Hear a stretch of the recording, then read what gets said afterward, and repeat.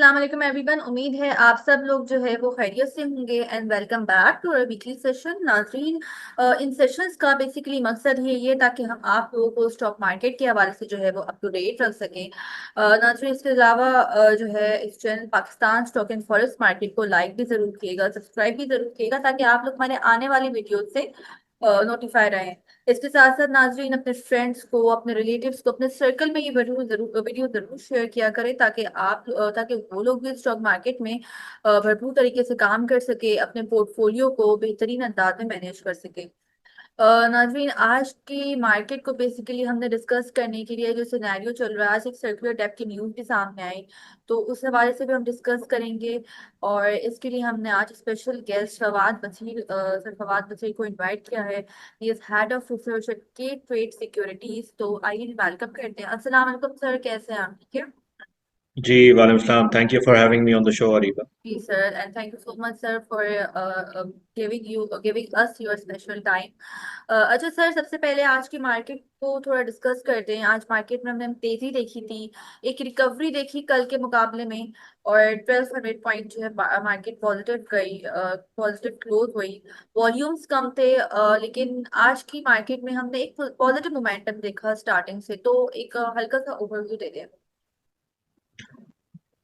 देखिए, सबसे पहला देखें अभी बहुत सारी चीज़ें जो हुई हैं पाकिस्तान मार्केट के लिए। अभी कोई ऐसा ट्रिगर नहीं है मार्केट के अंदर जो कि नेगेटिव है।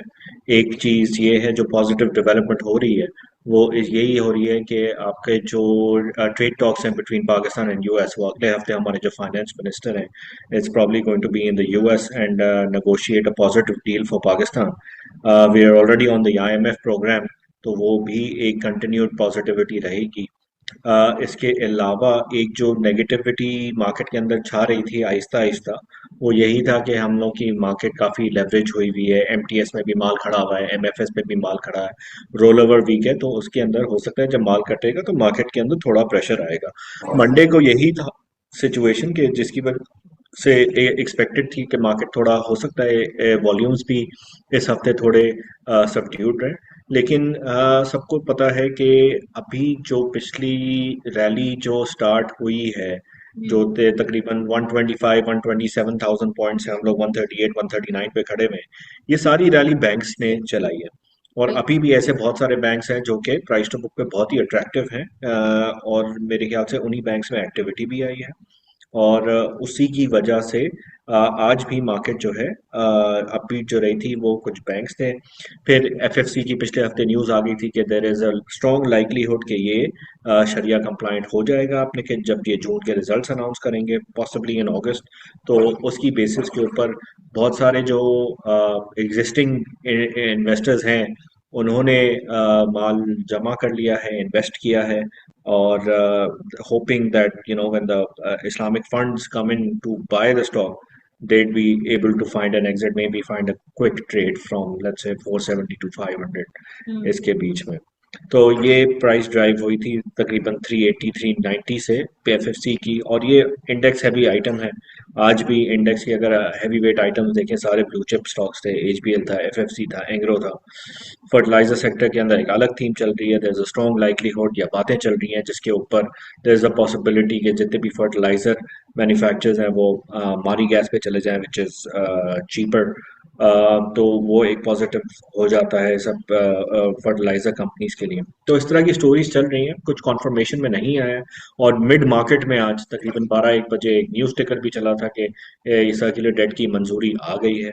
इस तरह की मैंने कोई ऑफिशियल खबर नहीं देखी, ना कोई स्टेटमेंट देखी, ना किसी बैंक की तरफ से कुछ आया है।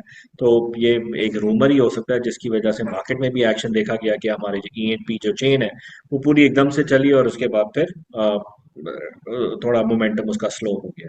तो उस टाइम पे मार्केट भी 1500 1600 पॉइंट पॉजिटिव हो गई थी, और आज जब वो टुवर्ड्स द एंड बंद हुई तकरीबन 1200 पॉइंट पे। हम्म। तो ये था थोड़ा सा खुलासा आज की मार्केट का। बिल्कुल सही। अच्छा सर, कंटिन्यू करें उससे पहले हम एक सवाल ले लेते हैं। जो पार्टिसिपेंट्स मौजूद हैं, आतिफ अपना सवाल करें। अस्सलाम वालेकुम। जी वालेकुम सलाम।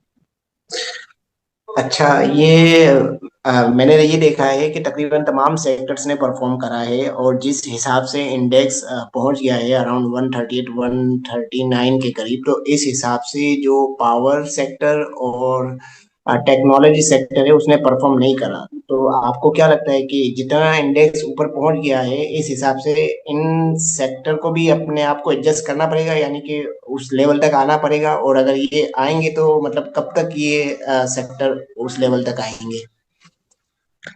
सर, एक चीज तो मैं थोड़ी क्लेरिफाई कर दूं आते भाई कि अगर तो ये एग्जैक्ट डेट्स एग्जैक्ट टाइम अगर हमें सबको पता होता तो हम लोग आज कहीं और बैठे हुए होते ये नौकरी नहीं कर रहे होते।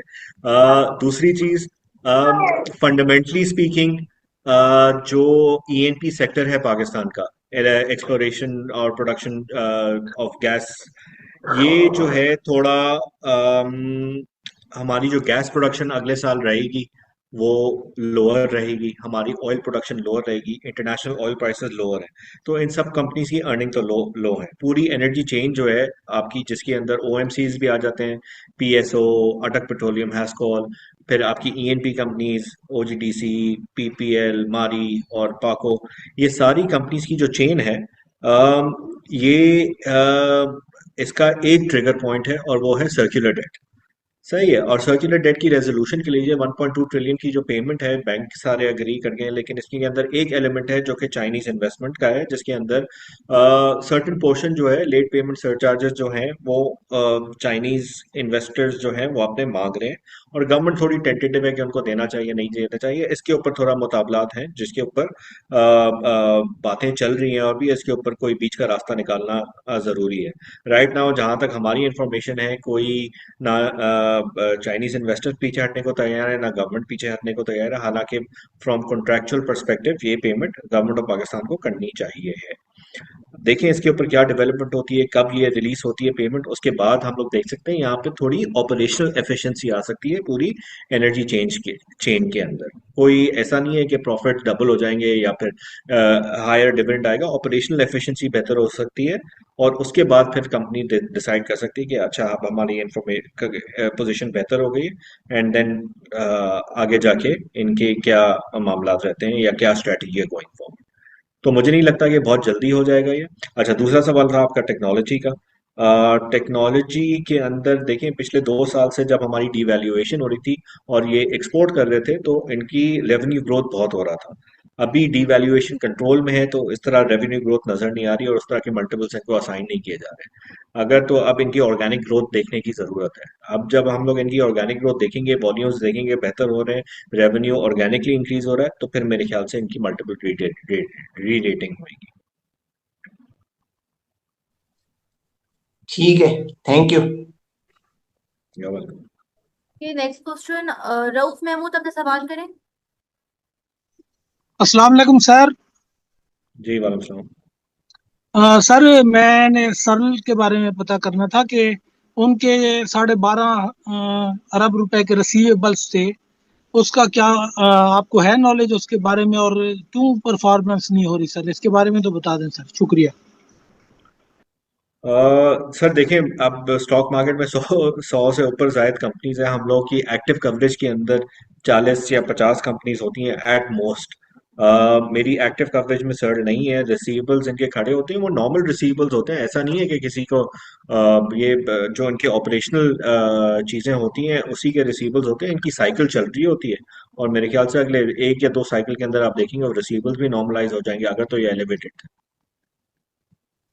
तो आपकी कवरेज में ये स्टॉक नहीं है सर?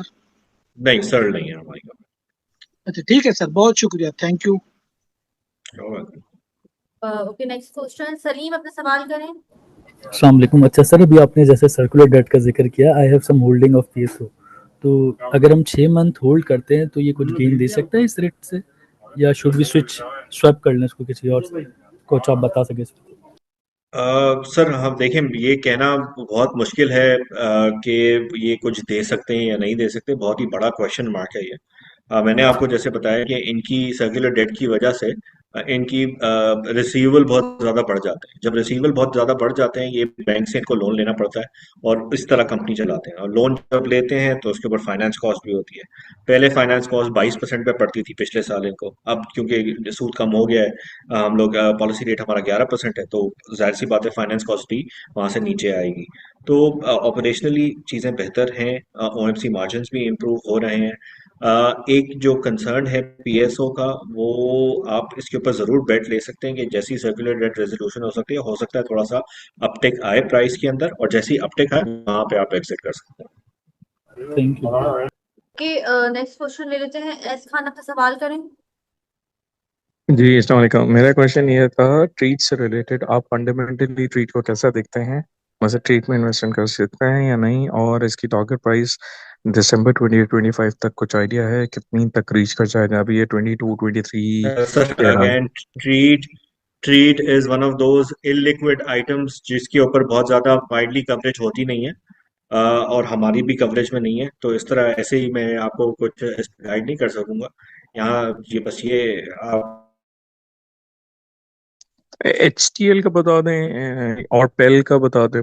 फिर मेरा सवाल ये था कि आप पेल को और HTL को बता दें। HTL भी रुका हुआ है बड़े अरसे से। तो वो जो है ना, प्राइस प्लीज बता दें इन दोनों के बारे में कि ये कैसे हैं, मतलब दिसंबर तक कैसा देख रहे हैं आप? देखें, H T L again is one of those companies जिसका प्रॉमिस बहुत हाई था, लेकिन जिस तरह एक्सपेक्टेशन थी शुरू के अंदर और इसका जब आईपीओ भी आया था, उस तरह से परफॉर्मेंस हमने फाइनेंशियल परफॉर्मेंस देखी नहीं है इसकी। तो बहुत ज़्यादा पॉजिटिव आउटलुक नहीं है इसके ऊपर। हमारी एक्टिव कवरेज में दोनों कंपनीज नहीं है, लेकिन मैं पाक इलेक्ट्रॉन के बारे में आपको बता सकता हूँ। समर सीजन इनका ऐसा होता है जहाँ पे इनकी सेल्स बढ़ती हैं। गोइंग फॉरवर्ड इनके जो कॉन्ट्रैक्ट्स डेवलप हुए हैं पावर सेक्टर के अंदर, वो एक वैल्यू ड्राइव कर सकते हैं। I would suggest a buy call or a hold call on Park Electron and a sell call on HDL. Thank you. जी जी जी अच्छा। जी, एनालिस्ट ब्रीफिंग हुई थी, उसके अंदर यही था कि मैनेजमेंट ने रीइटरेट किया था कि ये टर्न अराउंड स्टोरी है। बहुत सालों के बाद ये एक प्रॉफिट में आई थी और गोइंग हो जाएंगे। तो उसको मद्देनजर रखते हुए मुझे लगता है कि एफएफएल आप होल्ड कर सकते हैं। लेकिन इसकी कोई वैल्यूएशन हमारे पास नहीं है। सिमेट्री का सिमिलर केस है, ये स्टोरी वाइज ये चलता है। अगर कोई मार्केट के अंदर इसके अंदर कोई अनाउंसमेंट आ जाती है, कोई कॉन्ट्रैक्ट्स आ जाते हैं, तो फिर एक एडिशनल वैल्यू जनरेट हो सकती है, बट अदरवाइज मेरे ख्याल से बहुत ज़्यादा अपसाइड नज़र नहीं आती है इसके अंदर। अगेन मैं रिएटरेट कर रहा हूँ, ये हमारी एक्टिव कवरेज में नहीं है। अ, छोटे स्टॉक्स हैं, मार्केट कैप काफ़ी लिमिटेड होता है इनका। तो और इनकी जो फंडामेंटल्स होते हैं और उसकी इंफॉर्मेशन बहुत ज़्यादा अवेलेबल नहीं होती है। तो उसकी वजह से ये जो छोटे आइटम्स होते हैं ये हमारी कवरेज में नहीं होते, तो उसके ऊपर ध्यान देना मेरे ख्याल से मेरे लिए गलत रहेगा। जो हमारी एक्टिव कवरेज में उसके अंदर हम लोग, मैं आपको बिल्कुल सही गाइड कर सकता हूँ। जी thank you. Okay, last question ले लेते हैं हम। नवेर, अपना सवाल करें। अस्सलाम वालेकुम सर, कैसे हैं आप सर? सर, लकी को जी के बारे में आप क्या कहेंगे? ये स्प्लिट होने के बाद इसको खरीदना चाहिए? जी सर, लकी कोर इंडस्ट्रीज की बात कर रहे हैं। जी जी जी। जी सर, डेफिनेटली इसको लेना चाहिए। और सर, ये एफएससी के शरिया कंप्लायंट होने की बातें आ रही हैं, ये मतलब कितना परसेंट चांसेस है? ये सिर्फ रूमर है, यानी ठीक है बातें हैं या नहीं? क्योंकि अब सर अभी लोग बैठे रहे कि इसके ये अंदर, शरिया कंप्लायंट होगा तो इसमें इन्वेस्ट करेंगे ना। हाँ, जी जी जी जी, इसके ऊपर देखें, एक कंपनी है अल हिलाल इन्वेस्टमेंट, सही है। ये आपकी जो है शरिया कंप्लाइंट की वो रिपोर्ट्स भी बोल रहा है कि जहां तक हमारी लास्ट फाइनेंशियल्स हैं उसकी बेसिस के ऊपर तो ये शरिया कंप्लाइंट नहीं है, जो कि मार्च के नंबर्स थे। लेकिन अगर तो कुछ चीजें उनकी हो जाती हैं, फॉर एग्जांपल इनकी पहले इन्वेस्टमेंट जो हुई हुई थी म्यूचुअल फंड्स के अंदर हुई हुई थी, जिसकी इनकम अगर जनरेट होती है तो वो नॉन शरिया होती है, because वो इंटरेस्ट बेस्ड होती है। लेकिन अगर आप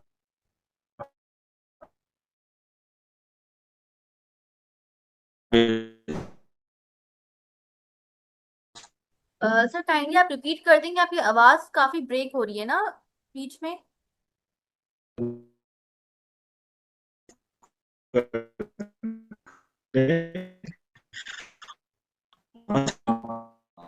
जनरेट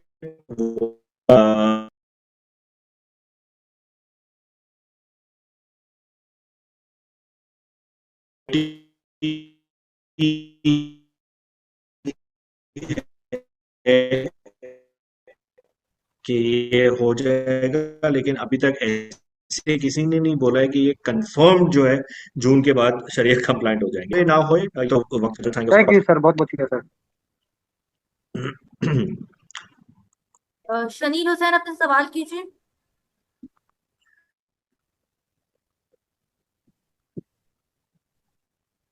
अस्सलाम वालेकुम। जी वालेकुम सलाम। हेलो।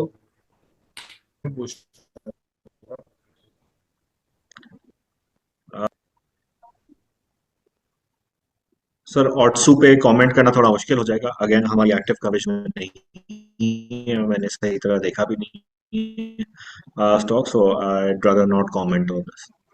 सर फिर एच कार का बता दो। सर एज कार के अंदर अब यही है कि इसकी जो नई गाड़ी इन्होंने लॉन्च की है, उसका रिस्पांस कैसा आता है। एक्सपेक्टेड यही है मार्केट के अंदर, तो थोड़े से वॉल्यूम्स इनके बेहतर होंगे, लेकिन अगर तो वॉल्यूम्स इंक्रीज नहीं होते हैं बिकॉज कंपटीशन काफ़ी इंटेंस है, पर्टिकुलरली फ्रॉम हवल, पर्टिकुलरली फ्रॉम किया, पर्टिकुलरली फ्रॉम हियोंडे, सबकी नई मॉडल, लेकिन अगर तो पॉजिटिव रिस्पांस आता है वॉल्यूम्स के अंदर, इसका के लिए हो सकता है ये अर्निंग्स में भी ट्रांसलेट हो जाए। Okay, thank you sir.